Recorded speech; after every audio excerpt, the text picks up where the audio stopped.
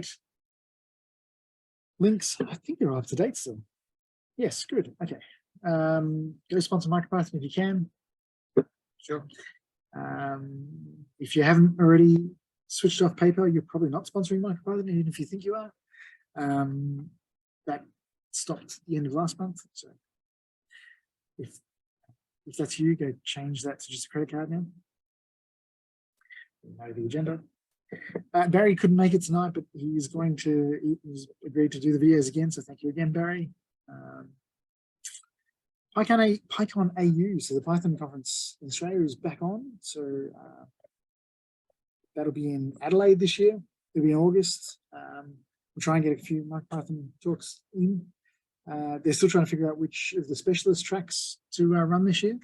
I think Django was a popular one, and there's a couple others. I did suggest an IoT track, but I said I wasn't prepared to do it myself. So having done it in the past, so we'll see what goes ahead there. I haven't announced that yet. And this was one of the first things I grabbed, which is Damien's old running fast and efficient MicroPython, which is still very much an important one to go watch if you need to do optimized MicroPython. So I thought it was a good chance to slide that video in. I had one of my own that popped up, and I was like, no, I'm not putting a screenshot of myself, a photo of myself. Damien, you can pop that. The balance plot we had from last month, as you saw before, we've got something that looks almost similar to that, not nearly as elegant as Lawrence's, but hopefully we'll be able to make it stand. Sorry? Okay, it should be right. It should have one in there. Yeah.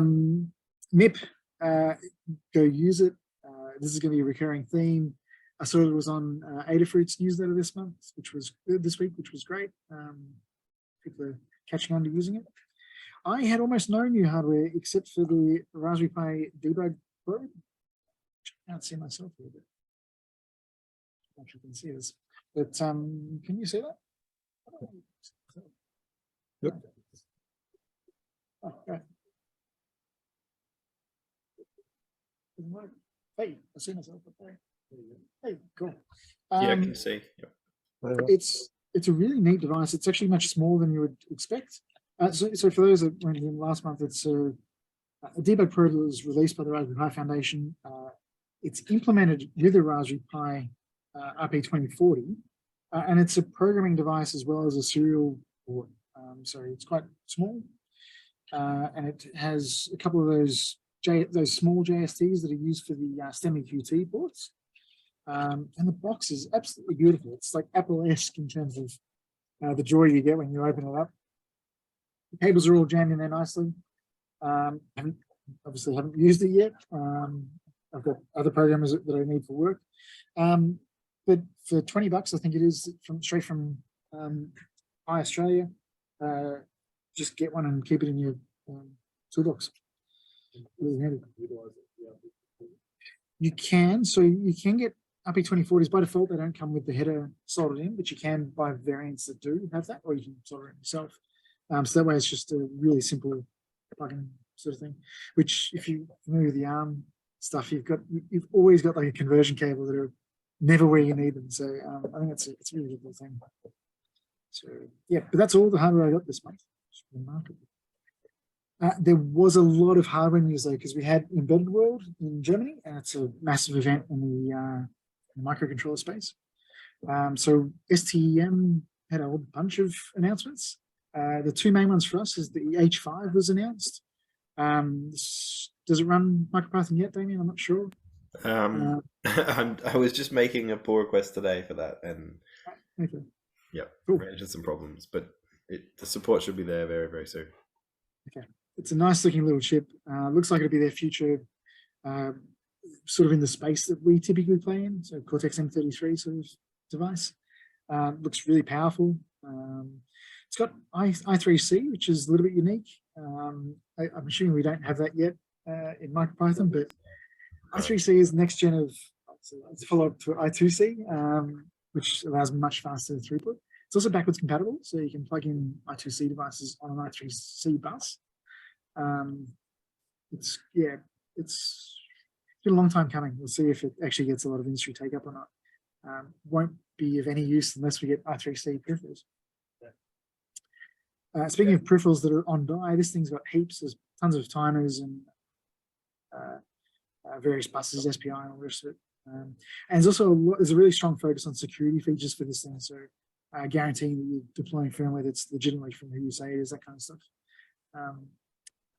That's a feature that's enabled by the Cortex M33, and ST have kind of taken that and run with it. WBA is the other one, which is their new Bluetooth chip. Notably different from their current WB55, which is a dual core system, which I've had a lot of problems with, which we have run into a lot of those problems at work. So the WBA is a single core, 100 megahertz compared to the 64 megahertz of the WB55. So faster chip, single core, but also handling the Bluetooth. So we'll see how that behaves. It's barely 5.3, so you get much greater range and much better throughput and lots more connections, simultaneous connections. They also allegedly, I don't think anyone's got any of these chips to test yet, or test some of these features, but apparently they've got deep standby stuff, so you can, I'm not sure you can maintain a BLE connection, but you can go to sleep at pretty low power with this thing. So yeah, interesting. They also announced a couple of other ones, like the MP13, like the Cortex A7 series, so for Linux stuff, which is quite cheap and Linux. They have a new programming chip, which is kind of interesting because it also does power measurements. So it's a bit like the Nordic Hippie K2, is that what it's called? Anyway, you can do like it's got a really wide range of power measurements, so you can do everything from like deep sleep measurement right up to when the chip's running at full bore. So yeah, looks quite good. Arduino had a couple of announcements. The Giga R1 is probably the most interesting for me. It's still a bit expensive, but it's an STM32H7, so it's powerful as all heck. Dual core, so it's an M7 and an M4 in there, and they were sort of advertising that you could run Arduino on one core and MicroPython on the other. It was interesting because they had no examples of that happening, but they announced it, right? So it must be true. Tons of RAM, tons of flash, heaps of GPIOs, and it's in that, what is this? This is the Mega form factor, I think, the Arduino Mega form factor. So there's a whole bunch of peripherals you could use and slot onto this thing pretty easily. It's also got Wi-Fi and Bluetooth through the Murata 1DX. So yeah, lots of people are interested in this. It's also reasonably affordable compared to their Portenta range, which is sort of above 100 US. Speaking of which, they also released a cheaper Arduino Portenta, and they're not using STM for this, which was kind of interesting. They're using a Renesas chip, and so this is a fair bit cheaper than their other Portenta chips. The Portentas are pretty powerful devices, especially for their size. They're really small and grunty. Also has Wi-Fi, ESP32C3, bucket loads of flash and heaps of RAM. You can't see it, but on the back there's two really high density headers, so it's obviously designed to be plugged onto a bigger board and sort of the guts of it. Very much like a Pi board D, but bigger and not as good. There you go, Daniel. I've listed this one here, but I didn't get to it. It wasn't probably as critical, but when Renesas announced a few micros. I should say too, for the Portenta C33, right after this was announced, someone's raised a PR in MicroPython to support this Renesas chip, which we currently don't support. But so yeah, that timing was interesting. I presume they work with Arduino. They were just waiting to submit it. There are some new Renesas micros. I'll fill in some detail and perhaps present that next month. The cool FigPi was released as well. So Ben Shockley released these Lego-inspired boards a while ago. The Mini Sam was the first one, which is based around a SAMD M4. Sorry, SAMD 51, Cortex M4. The M4 is more powerful, but this new one's based on the RP2040, and it's got super cute 9 neopixels in his leg. Doesn't seem to have any pins, whereas the Mini Sam did around his arms. So I should have taken a photo of it. On the back side of it, there's like 6 of those tiny little stemma QT ports. So he does mention that some of them are dedicated for like UART and other features like power, but at least a couple of them there are just, you can plug in for R2C devices. So maybe that's the common way to expand this thing. Hasn't got pricing yet, but it's just popped up on his board, and he announced it on Mastodon, so it shouldn't be too far away. Super cute. I'm not sure how Ben's getting away with this. With Lego are sort of well known for chasing people for sort of using their branding, so it's pretty clearly a Lego kind of device. Rack Wireless is another one. This is another chip which has which I'll give details about next week. It's another wireless chip. M5 stack I've sort of avoided over the last month or two just because I've burnt out by having so many devices come out. They're really, really prolific. But the glass unit was pretty nice. This is just a transparent OLED. I haven't got a great use for this yet, but it's one of those things that I sort of feel like tuck it away in the back of your head, and one day you'll just think of the right use for this thing. Monochrome blue. It's hard to see here, but it's kind of a bluey color. Something, yeah. But they've actually they've done on a number of their peripherals. They've embedded like a low power STM, like an F0, and they've done the same thing here. So the F0 provides you an I2C interface, which makes it pretend like you're just talking to an SSD 1309, which there's plenty of driver support for. And it's also got a couple of buttons on the side. And so they've just got their own I2C registers where you can look up the state of those buttons and control it as a regular display, which is quite neat. They've also released a couple of thermocouples. So if you're interested in measuring anything from -200 to 1350 Celsius, it's a plus or minus 2 degrees apparently. These things are right up your alley, I'm sure. Quite cheap, $16, $24. This one's also got like a little relay, so you can switch between the two. Again, both of these have those F0s in there to handle that. So I think it's actually done transparently on this one. Like you just request the temperature from one or the other, and you'll hear the relay click over, and there you go. They also released a PLC device, and then went to great pains to say it's not got nothing to do with real PLC, but it's just a device you can put on a DIN rail. It can supply power to their core devices from anything from 9 to 24 volts. It's got the option of having RS485 coming out of it somehow. I couldn't quite figure that bit out, but allegedly that's there. And finally, they released a QR code device for Atom devices, which you can just plug an Atom onto this thing, and it can read 1D or 2D barcodes. Yeah, $60, and I'm still kind of surprised that it's really hard to find a good, cheap barcode reader. I found that really difficult. And if M5 stack can't do it for less than $60, then yeah, I think that's a truism. It must be hard to do. We talked about this last month, the Seed Xiao, the ESP32S3 with this cute little header on it. They have released it, so it's now $7.50. Notably, they don't talk about the header. So they spend all this time, like they released a whole blog post on the inside story of how they designed this thing and added this header so they can get good I/O. But it looks like it doesn't come with it, and they don't mention it in the. So yeah, that was kind of interesting. So maybe you have to buy that separately and sort of on your own. But yeah, so $7.50 for ESP32S3 is pretty nice. Kickstarter just went live yesterday, or actually it was like at midnight tonight, midnight last night. The Pocket Star miniatures. So the Pocular one, which was a small device based around the ESP32C3, basically the lead developer of that decided to release these really cute little housings for the very similar hardware.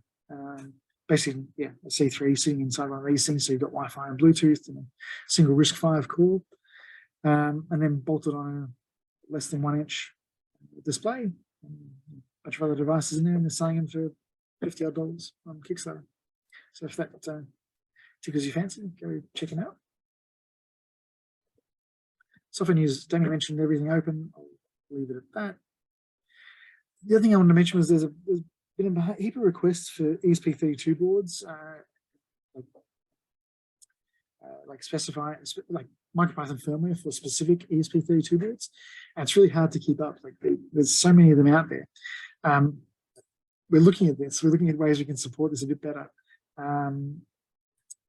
We've got the generic board definitions, which work on a lot of them, but the combination of flash size, ESP32 variants like the S3, S2, and some of them have PS RAM, some of them don't. Some of them are single core, some of them are dual core. There's a whole bunch of variants there that we don't have board definitions for all of them. So something I'm trying to get board variants into the ESP32 build. Haven't quite gotten there yet. But board variant exists on some of the other ports and allows you to configure. You can start with like a board definition and then specify a board variant. So you can say that I've got this RP2 board, but it's the 16 meg flash version rather than the 8 meg flash version. So the same concept would be here. We use generic to specify it's an S3 board, but this board variant has octal 8 meg of flash. So hopefully we'll be able to cover a few more options with that. Damien's also been looking at detecting flash size, I think specifically with the RP2, but similar concept here where you can read what the flash is and try to use some heuristics to determine what it is. There's no standard around how the flash chips report this, so it's a really difficult problem. But that would also go to some way that if we can get that in, that would be really helpful. And the other thing at the bottom there, I've said that we're also trying to look at whether we can point, like have a board definition be kind of empty, like don't specify anything, but have like, okay, this is a SparkFun board, for example, but then point it to like the generic S3 8 meg flash chip. So from the downloading point of view, you can at least have like an entry in the downloader and find the right firmware that will work with your device. So, yeah, so these are all things we're trying to work on this problem. So I've heard a few people complaining about it. So, yeah. And yeah, the example here was that the Espressif ESP32 S3 dev kit C actually has like 8 versions. Ollie pointed out there's actually only 5 versions, but there's a whole bunch of versions of this board which they all look identical, but they've got different combinations of octal versus quad SPI flash. And, yeah, I've talked way too much about that topic, and I'm talking to a few who are interested in it. CircuitPython Installer I thought was worth briefly talking about. Maker Melissa, who's really active in the 80-foot community, has been doing really fantastic work adding this CircuitPython Installer, and they're rolling it out now. So it's like a web system to deploy firmware to devices. So it only works for Chrome-based browsers because Chrome has decided to add like serial connection and USB connections to devices. Firefox thinks that's too big a security hole. But in any case, they're starting to roll this out. So on 80-foot's downloader for CircuitPython, you can, on some of the boards that have it, you can now update your devices without any tools. You can just do it through the browser. So it's possible we could leverage some of this. So if people are excited about that, take a look. Separate GitHub that's been spun out. So we've already seen a few of these efforts, but really sort of small scale, like for a specific chip for MicroPython. But yeah, having a consistent way to do this would be really cool. Do you know what, does it use like, does it support DFU or? It supports at least UF2 and bin files that I've seen. So this screenshot's a bit hard to see, but it will present those options to you. But UF2 requires mass storage, so does it implement a mass storage driver? I don't know. I'm not sure. Yeah, interesting. Sure. Well, I guess we can look at the code. Yeah, we can. We've seen this. So I've seen specifically for ESP, like people embedding ESP tool in the browser, and so you can, if you've got an ESP connected, you can detect it and do updates using that. I'm not sure how that. I'm not sure if they're compiling it for somehow, or they're implementing the protocol. It's not clear to me, but I have seen those efforts for MicroPython. In fact, we've talked about them at earlier meetups. But yeah, gotcha. Mentioned last month I've been playing with pinout experiments. So this is just a Unicode representation which we can put on the device coming out of MicroPython. This is Sion's much prettier diagram, but having it accessible sort of when you're on a device is actually quite neat. I'm doing another one, which is for the O1 space, but the O1 space board, which is this tiny little board. It's got like a little OLED on the front, so I'm kind of happy with the way it came out because it sort of roughly looks the same if you blur your eyes a little. And it's got all the information you need, right? Like which I2C pins to connect to, shows you which are the ground pins, and we've got neat little Unicode characters for that. So I think it's kind of, I found this really handy, and so I'm going to keep doing a few of them here and there, and try to figure out if it can be genericized. Like it'd be nice. It's a fair bit of work putting these together, but if we can figure out how to specify where the boxes are and that kind of thing, we may be able to make this a bit easier to do, to spin out. And through that process, I've been playing with this O1 space board a little bit. I had to come across like building for TinyUF2. Now, TinyUF2 is an implementation of the UF2 bootloader. And I wasn't sure if people have come across UF2 before, but so maybe just quickly, it's a protocol designed by actually Microsoft. It's designed as a bootloader for microcontrollers and a way to make it easy to update microcontrollers. So the idea is that you can drop into a UF2 bootloader and you put it in an update firmware mode, and then it presents as a USB mass storage device. So your micro's got to support USB in some fashion. When you've triggered the bootloader to start in that upgrade firmware mode, it presents as a USB device on your computer.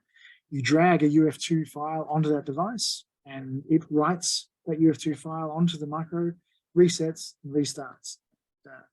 It's quite, the good thing is it's really nice for beginners to use, just USB mass storage. There's a few cons with it. I mentioned here, the flash layout is then specified by the UF2 format. You can't change that. So it's a bit frustrating for MicroPython where we tend to want to configure our flash the way we want. Sorry, what do you mean by that? So the location and the size, like how the flash is allocated, is kind of specified by UF2, if I understand right. But all bootloaders have to like describe, there is this much space available. Yes, but if you're using your own bootloader, or if we use like mboot or something like that on different, we can specify whatever we want it to be. Whereas UF2, like you've got to use the layout that they supply, right? Am I mistaken there? Yeah, but so same with mboot. With mboot, you say, okay, mboot takes the first 32K and then the rest is available. And in mboot, you specify that, and you could do less if you wanted to. Is it? Right. Maybe it's more that you can't do more complex ESP32 configuration. partition table. There's that too, but no, I was thinking like if you want like say 2 firmware blobs on your device, I don't know how that would work with UF2, and you wanted to like upgrade one and switch to the other, or there's different configurations we've used. I'm not sure how they map into UF2. Yeah, actually, well, I know on ESP32 with the UF2 loader, it has predefined the partition layout, like it's OTA or whatever. Yeah. And the file system partition layout. Yeah, but that's kind of that's specific to ESP32. Anyway, it's okay. Yeah. Okay. Yep. And some people would consider it not that professional, but I'm not sure. I mean, it's more of an opinion, I think. Anyway, TinyUF2 is built by the same folks that created TinyUSB. Shares a lot of the same sort of code. But for many devices, you've got to build your own UF2 bootloader, and so that's what I had to do for this one. It was really straightforward to do in this case. Just needed to set which pin is used to boot and a few other bits and pieces. Yeah, but that was pretty straightforward. There's a number of different micros supported, but probably all the popular ones that have USB support, I would say. Core electronics, have continued to release good MicroPython material. They've been doing PicoDev hardware, which is kind of their brand of devices that maybe aren't exclusive to MicroPython, but they usually have drivers for the PicoDev peripherals. I think the ultrasonic rangefinder was a really good example where they sell a rangefinder and then they share all the MicroPython code to make it work. It's quite nice. Capacitive touch was pretty similar. And then the PicoDev sketcher was actually just someone's project that they've sort of focused on, which has MicroPython code in it, which uses an accelerometer to detect like an accelerometer and a couple of rotary encoders to do an etch a sketch, which was cool. Kevin McAleer, he continues to do stuff. He had a good, really terse description of what MicroPython is for beginners. So that's a useful place to point people if you don't want to come up with an explanation yourself. And he's also been doing some more explainers like how does MQTT work, and this robotics roadmap was actually really good if you're interested in robotics or have people that are. It talks about a lot of the common technologies or topics that are important to people in that field. And just today there was the Spokane Python user group in the US who they were having a talk on MicroPython embedded hardware, which was sat in on at lunchtime, which is really interesting to hear. Like the group so Keith Harris is the guy who was presenting, must have sort of a hardware background. He was talking about using KiCad to build custom hardware for MicroPython and how interesting an experience it was for him. And yeah, it was just interesting because there wasn't a lot of experience there in MicroPython, but it was like people that were independently learning about this stuff. It was pretty cool. The only obvious correction I had to give was that there was Keith mentioned that like MicroPython required 2 meg of RAM. I was like, we can do it a little less than 2 meg. It's okay. But that was really good to watch.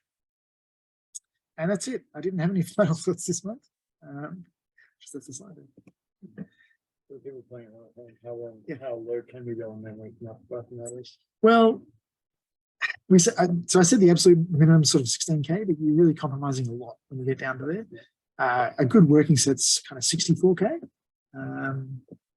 Can probably do with less if you want to. And in terms of flash, you're probably looking at 128K as like a bare minimum.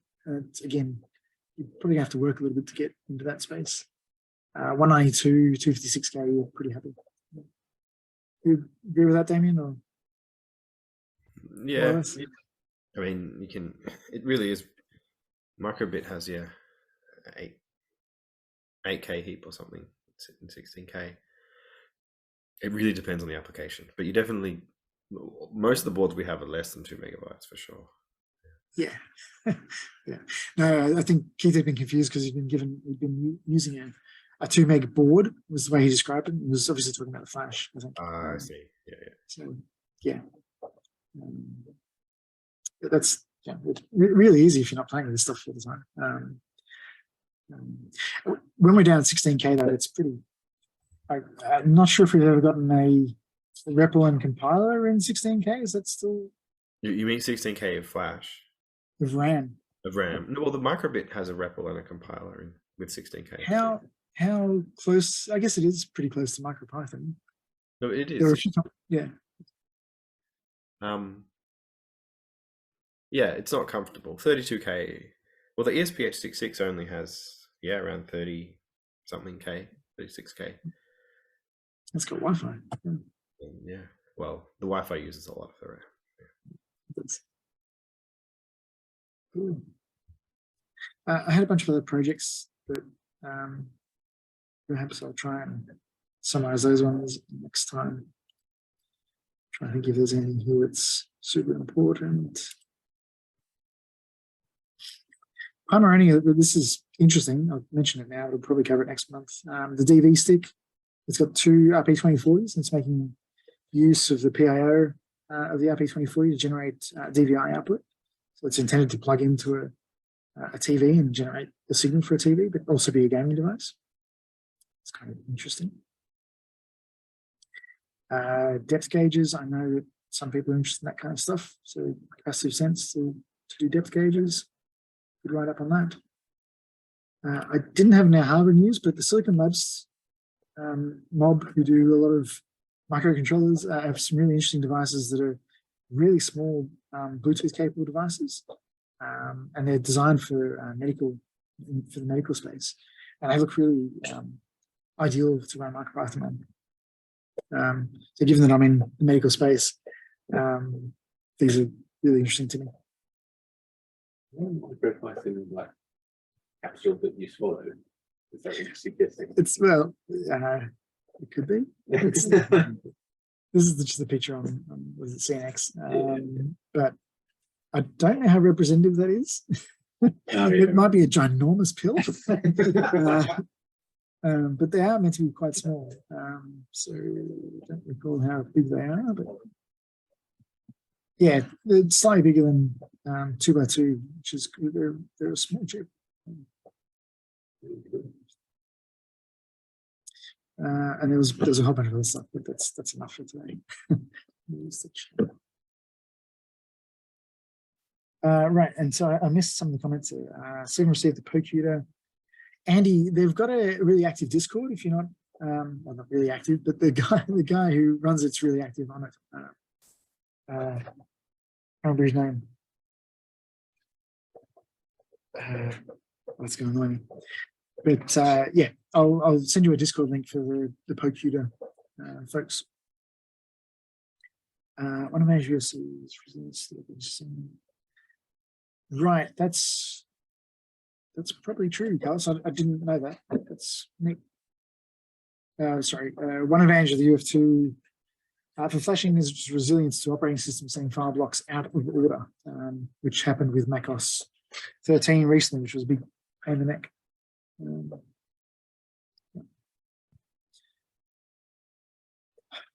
Okay, has anyone any questions or comments or stuff that we might have missed that's worth sharing? My Esquire board shipped today. Oh, right. Okay, cool. Next one. Okay. So Sean ordered a couple of four of the Esquire boards, and they're on Tindy? No, Crowd Supply. They're on Crowd Supply. What do they do? Yeah, so it's ESP32 based PoE plus board with a microbus socket. Yeah, basically MicroPython PoE board. Cool. Yeah, that sounds cool. So I ordered some. Look forward to playing with them when you get them in.